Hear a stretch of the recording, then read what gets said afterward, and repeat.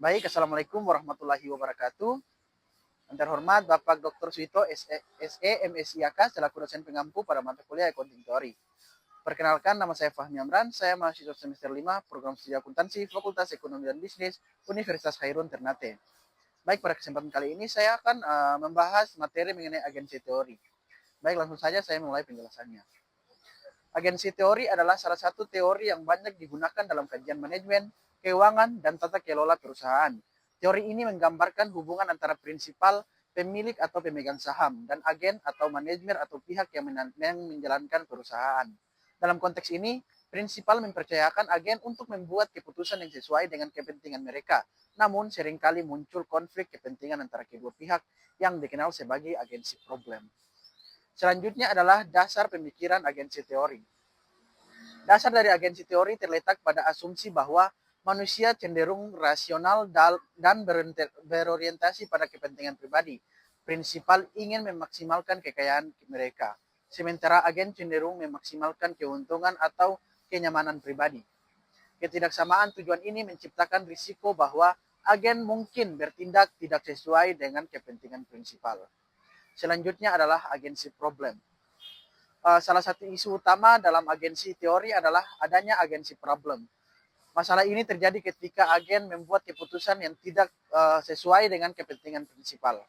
Contohnya, manajer mungkin lebih fokus pada proyek yang memberikan manfaat jangka pendek bagi mereka, seperti bonus, dibandingkan dengan proyek jangka panjang yang lebih menguntungkan bagi pemegang saham.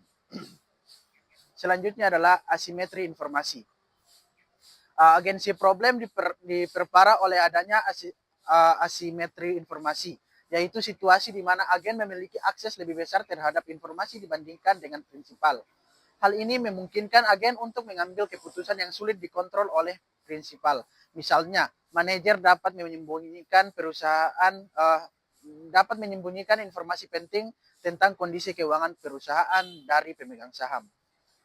Selanjutnya adalah biaya keagenan atau agensi cost. Untuk mengurangi agensi problem, prinsipal seringkali harus mengeluarkan biaya yang disebut agensi cost.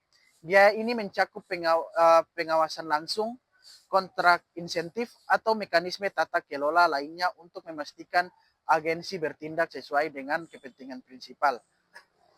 Meski demikian, biaya ini dapat menjadi beban yang signifikan bagi perusahaan. Selanjutnya adalah mekanisme pengendalian. Beberapa mekanisme digunakan untuk mengatasi agensi problem, seperti insentif berbasis kinerja, pengawasan oleh Dewan Komisaris, dan transparansi laporan keuangan. Insentif berbasis kinerja misalnya memberikan kompensasi kepada manajer berdasarkan pencapaian tujuan tertentu, sehingga mendorong mereka untuk bertindak sesuai dengan kepentingan pemegang saham. Selanjutnya adalah relevansi dalam tata kelola perusahaan. Agensi teori menjadi kerangka penting dalam tata kelola perusahaan. Prinsipal sering menggunakan teori ini untuk merancang struktur organisasi dan kebijakan yang meminimalkan konflik kepentingan. Contohnya adalah penerapan corporate governance yang memastikan adalah keseimbangan kekuasaan dan akuntabilitas dalam perusahaan. Selanjutnya adalah penerapan dalam praktis bisnis. Dalam praktik agensi teori sering digunakan untuk menjelaskan pengambilan keputusan dalam perusahaan. Misalnya, perusahaan yang menerapkan kompensasi berbasis saham kepada eksekutif bertujuan untuk menyelaraskan kepentingan manajer dengan pemegang saham. Selain itu, teori ini juga relevan dalam pengelolaan kontrak antara prinsipal dan agen di berbagai sektor industri. Selanjutnya adalah kritik terhadap agensi teori. Meskipun banyak digunakan, agensi teori tidak luput dari kritik.